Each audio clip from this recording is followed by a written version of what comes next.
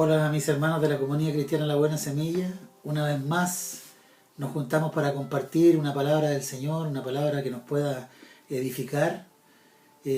No sé si ustedes tienen la misma sensación que yo, pero el tiempo se pasa volando. Me pareciera que fue hace un par de días que compartimos algo y ya estamos de nuevo. Pasaron 2 semanas. El tiempo está pasando muy rápido, muy rápido. La Biblia lo dice así también. Van a acortarse los días, dice la palabra. Quisiera que pudiéramos orar, mis hermanos, para compartir lo que el Señor, creo firmemente, quiere compartir con nosotros el día de hoy. Cierra tus ojos para que oremos. Señor, te pido respaldo, Señor.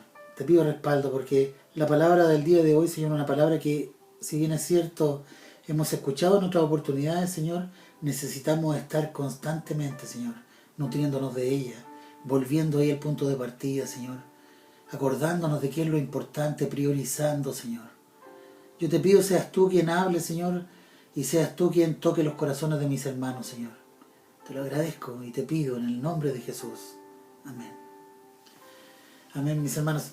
Mis hermanos, yo no sé si ustedes lo saben, pero los días lunes, todos los días lunes a las 9:30 de la noche, tenemos una reunión de ancianos de la iglesia.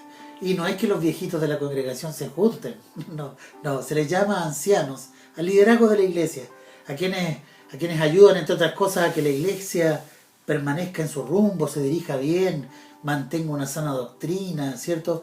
Los ancianos de la iglesia también ayudan en la enseñanza, la predicación, ¿verdad? Aconsejan al pastor, claro, otras comisiones más también. La Biblia habla varias veces de los ancianos como líderes de la iglesia. Quiero leerle algunas palabras que tienen que ver con eso. Por ejemplo, Santiago 5:14 nombra a los ancianos de la iglesia. Dice: ¿está alguno enfermo entre vosotros? Llame a los ancianos de la iglesia y oren por él, ungiéndole con aceite en el nombre del Señor. Ahí el apóstol Santiago, ¿cierto?, nombrando a los ancianos de la iglesia. Hechos 14:23 también los nombra. Dice: Pablo y Bernabé también nombraron ancianos en cada iglesia. Con oración y ayuno encomendaron a los ancianos al cuidado del Señor, en quien habían puesto su confianza. Sí, la palabra hablando de los ancianos de la iglesia. También la palabra tiene requisitos para estos ancianos de la iglesia. Sí, Primera de Timoteo 3, del 1 al 7, habla de los requisitos que debe tener cada anciano. Y dice, por ejemplo, que debe ser irreprochable, que debe ser marido de una sola mujer, sobrio, prudente, de conducta decorosa, apto para enseñar, no dado al vino, no pendenciero, sino amable, no contencioso ni avaro, que gobierne bien su casa, teniendo a sus hijos sujetos en toda dignidad. Pues si un hombre no sabe cómo gobernar su casa, ¿cómo podría cuidar de la iglesia de Dios? No debe ser un recién convertido, dice la palabra también. Debe gozar de una buena reputación, etcétera, etcétera. Pablo ahí poniendo los requisitos para estos ancianos de la iglesia, una buena cantidad de requisitos. En otra palabra, el apóstol Pablo también le da una instrucción, o más que una instrucción, una exhortación a los ancianos de la iglesia. En 1 de Pedro 5, del 2 al 4 dice: cuiden del rebaño que Dios les ha encomendado. Háganlo con gusto, no de mala gana ni por beneficio personal que puedan obtener de ello, sino porque están deseosos de servir a Dios. No abusen de la autoridad que tienen sobre los que están a su cargo, sino guíenlos con un buen ejemplo. Así, cuando venga el gran pastor, recibirán una corona de gloria y honor eternos. ¡Wow! ¡Wow! No voy a predicar hoy día, mis hermanos, sobre el liderazgo de la iglesia ni los ancianos de la iglesia, sino que quise recordar esto, para que tuvieran más amor por los ancianos de la iglesia, para que estén orando por ellos, porque el Señor nos pone unos requisitos ahí peligrosos, diría yo, de verdad. Necesitamos la ayuda en oración para mantenernos ahí firmes y cumpliendo con estos requisitos. Tengamos amor por ellos, ¿verdad? Amor por nuestro prójimo y sobre todo por el liderazgo de la iglesia. Quiero recordar, que comencé compartiendo el día de hoy contando que los días lunes a las 9:30 de la noche nos juntamos vía este Zoom, ¿cierto? Aquí para poder reunirnos y compartir cosas de la iglesia, tomar decisiones, etc. Pero uno de los lunes es dedicado para orar, solo para orar juntos como liderazgo y por distintas peticiones. Y una de las peticiones por las cuales oramos este lunes que pasó recién fue, aunque suena de redundante, oramos por la oración. Claro, suena un poco raro, pero oramos porque las familias, porque los que están solitos, porque cada hogar pueda estar orando. Quiero que podamos leer un texto que se encuentra en el Evangelio de Lucas, en el capítulo 11, en el versículo 1. Dice así: Aconteció que estaba Jesús orando en un lugar, y cuando terminó, uno de sus discípulos le dijo: Señor, enséñanos a orar. Yo me imagino, mis hermanos, lo que vio este discípulo. Pasamos por alto muchas veces esta declaración, pero lo que vio a Dios mismo orando.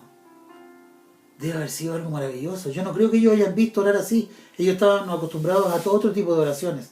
Las oraciones que se hacían en las sinagogas, ¿verdad? Pero qué tremendo ver a Dios mismo orando. Verlo conversar con su papá, con su padre, ¿cierto? Con nuestro Padre Celestial. En una conversación no religiosa, obvio, sino de relación de amor. Así quiere nuestro Padre que nosotros nos relacionemos con Él. Con una relación no religiosa, sino dirigiéndose a nuestro papá.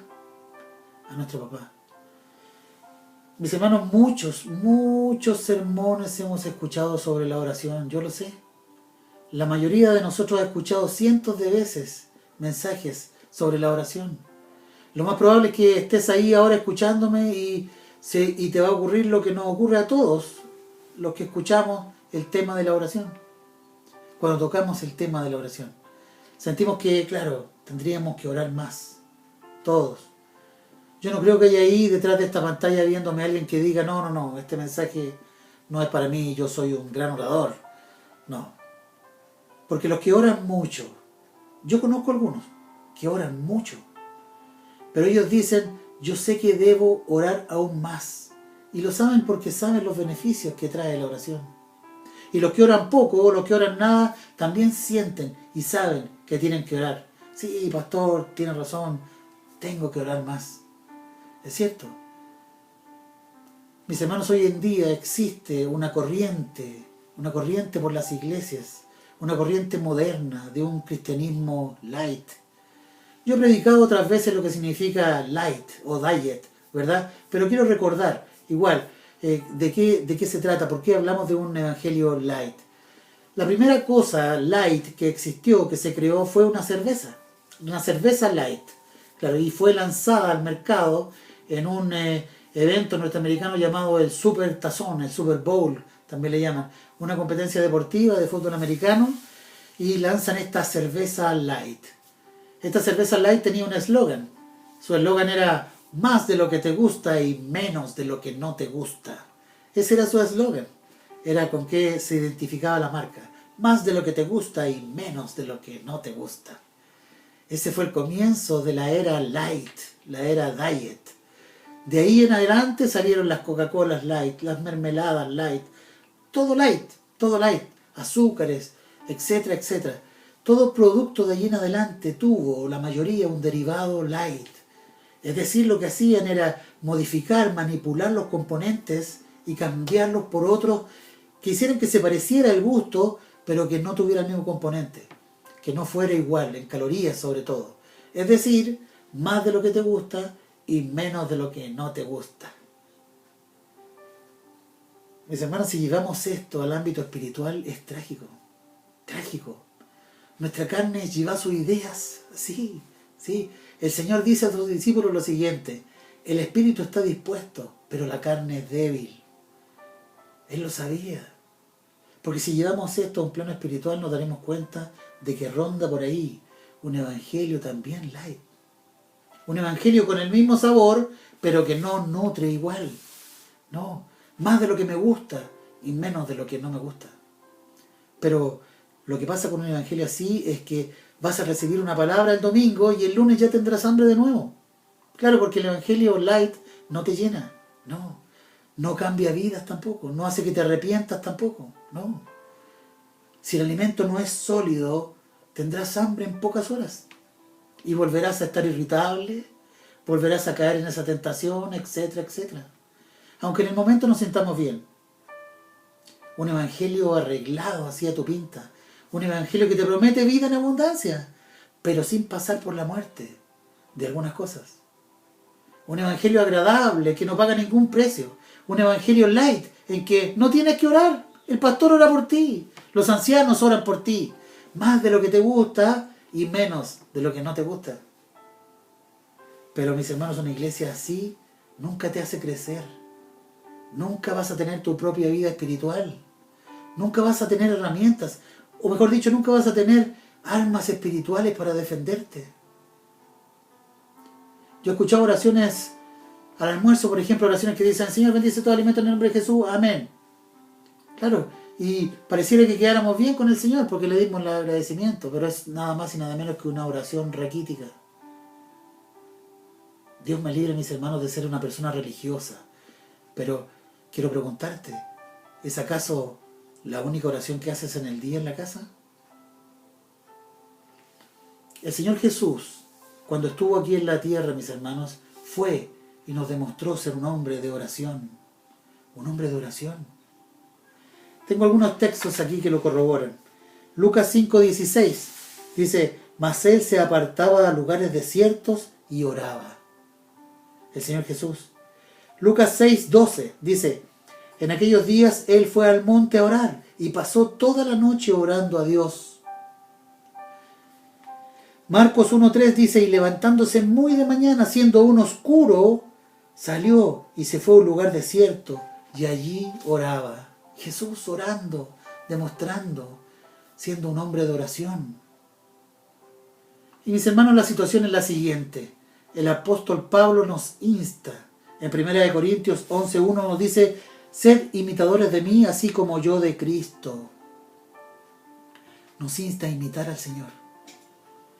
1 Pedro 2:21 dice: pues Dios los llamó a hacer lo bueno, aunque eso signifique que tengan que sufrir tal como Cristo sufrió por ustedes. Él es su ejemplo y deben seguir sus pasos. Imitar al Señor. Y el Señor nos muestra muchas veces en los evangelios que era un hombre de oración. A veces, mis hermanos, nos mentimos a nosotros mismos diciéndonos que no tenemos tiempo para orar. La palabra cuenta que a Jesús lo perseguía la gente para que los sanase, para que les hablara, para que los perdonara. Y cuenta la palabra que Él se hacía siempre el tiempo. No solo por obediencia, yo creo que Él gozaba, disfrutaba esos momentos a solas con su Padre. Por eso, insisto, no se trata del tiempo que tenemos. Martin Luther King, el líder afroamericano, dijo una vez, tengo tantas cosas que hacer mañana que en vez de orar 1 hora voy a tener que orar 2 para que me alcance el tiempo para todo. Y me quedé pensando cuando leí eso. Dije, claro, es una perspectiva diferente, la perspectiva de Dios. La mayoría de nosotros somos capaces de ocupar nuestro tiempo en muchas cosas que no valen la pena para nada. Pero entregarle 1 hora, media hora al Señor, pucha que nos cuesta.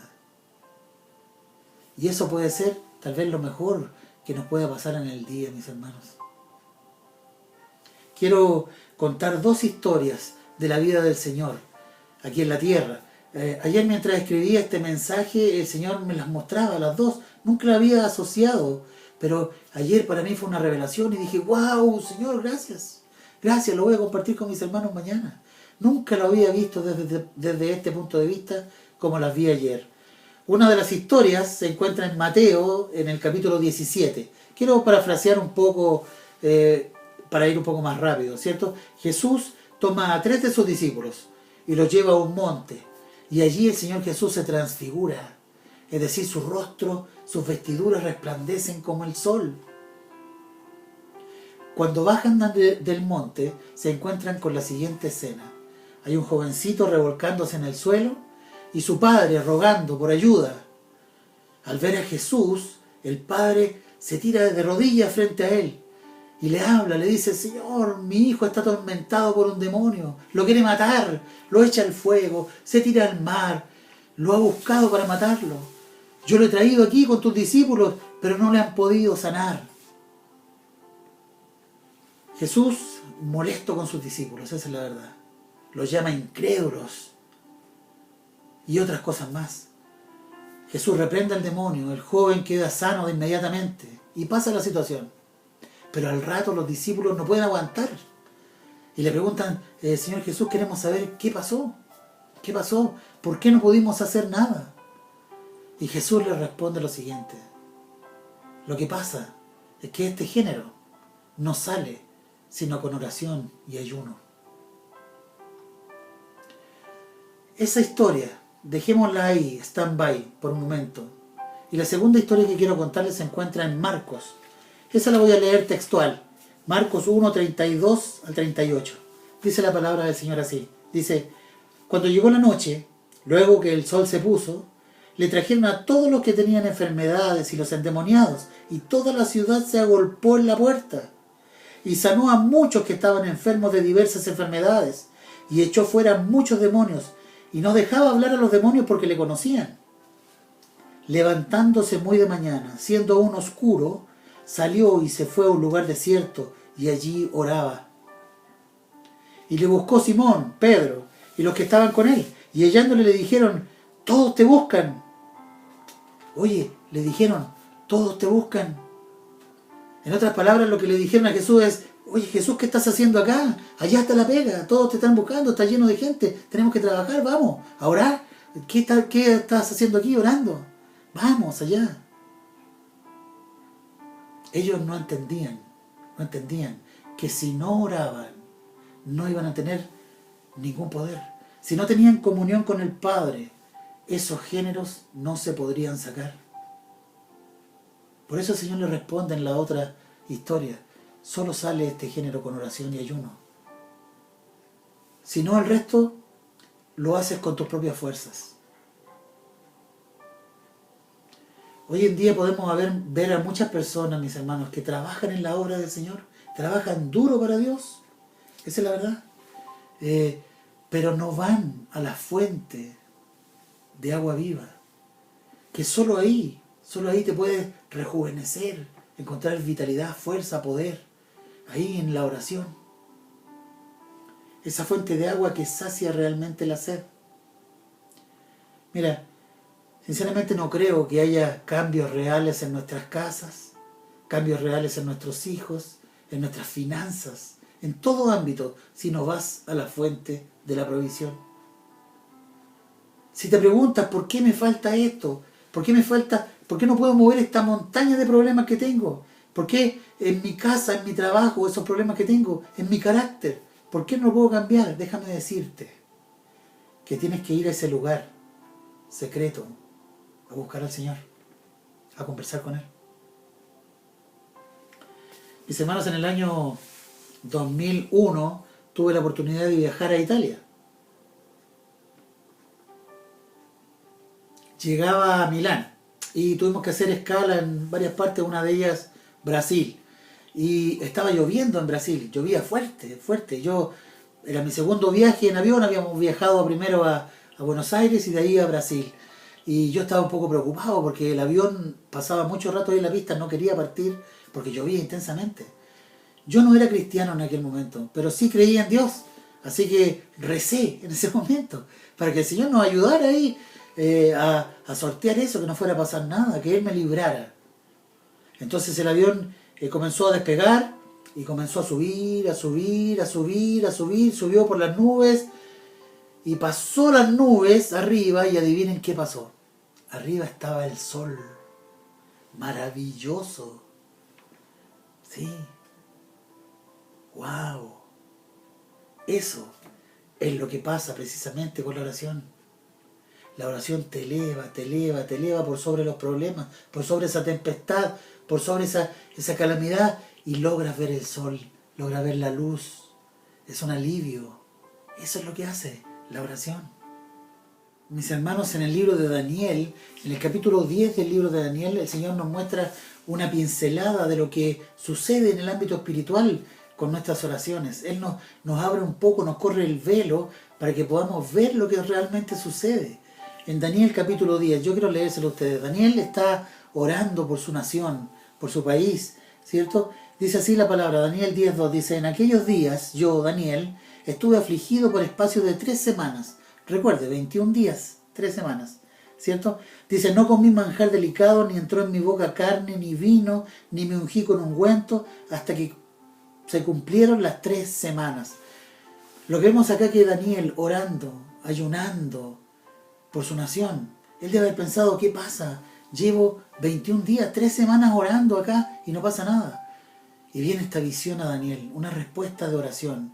Desde el versículo 10 en adelante dice, he aquí una mano me tocó e hizo que me pusiese sobre mis rodillas y sobre las plantas de mis manos. Y me dijo, Daniel, varón muy amado, está atento a las palabras que te hablaré, y ponte en pie porque a ti ha sido enviado ahora. Mientras hablaba esto conmigo me puse en pie temblando.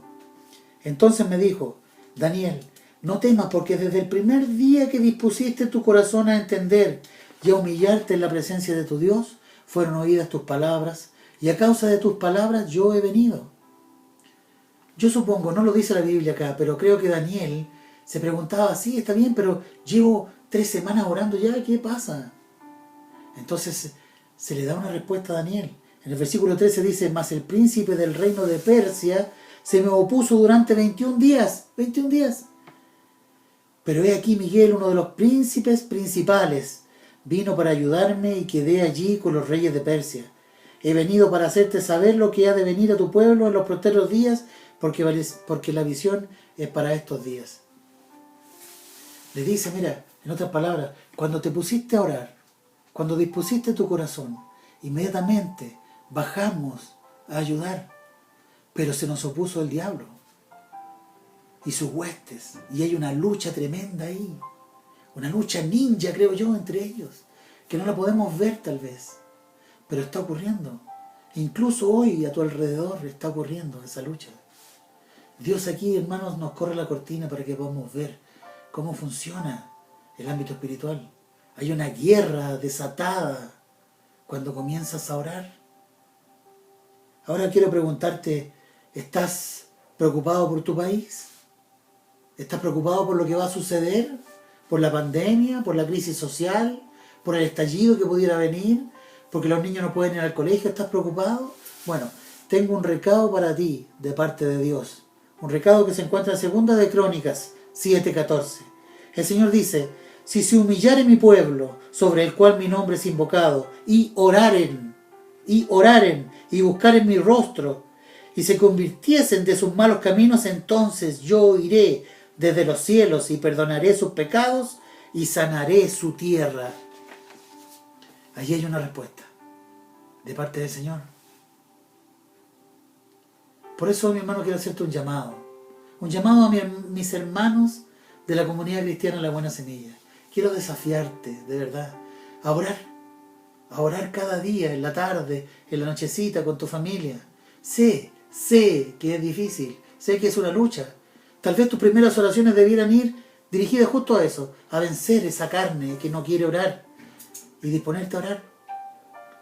Quiero desafiarte también a comentarnos cómo va esa lucha, a pedir oración por ello, a contar lo que estás viviendo, cómo lo estás haciendo, lo estás logrando. En otras palabras, hacerlo juntos, mis hermanos, como cuerpo. Vamos. El Señor nos dice que sus misericordias son nuevas cada mañana. Esto quiere decir que mañana es un nuevo día para poder volver a empezar. El apóstol Pablo, hablando de llegar a la perfección, de parecernos a Cristo, de alcanzar una meta, nos dice lo siguiente, en Filipenses 3:13-16, dice, hablándonos a nosotros, mis hermanos, lo creo, dice, hermanos, yo mismo no pretendo haberlo alcanzado ya, pero una cosa hago, olvidando ciertamente lo que queda atrás y extendiéndome a lo que está delante, prosigo a la meta, al premio del supremo llamamiento de Dios en Cristo Jesús. Quisiera leerlo, mis hermanos, desde otra versión, una versión más moderna. Dice lo siguiente, dice, hermanos, yo sé muy bien que todavía no he alcanzado la meta, pero he decidido no fijarme en lo que ya he recorrido, sino que ahora me concentro en lo que me falta por recorrer. Así que sigo adelante hacia la meta para llevarme al premio que Dios nos llama a recibir por medio de Jesucristo. Es un cariñito, ¿sabes? Es decirte, mira, entiendo, no lo has logrado, vamos a intentarlo. Partamos de cero. Eso está diciendo. Sí, no pudiste hacerlo. Pero vamos, que se puede. Comencemos de nuevo. No debemos llorar sobre la leche derramada, mis hermanos. Propongámonos esta meta. Orar. Todos los días, en familia, en la noche. Está bien, no lo hemos hecho, como al Señor le gusta, está bien, pero créeme, Él es quien te está hablando ahora. Lo ha hecho a través de estos versículos que yo he leído. ¿Qué vas a hacer, mi hermano? ¿Qué vas a hacer? Quiero que el Señor te bendiga. Nos vemos pronto.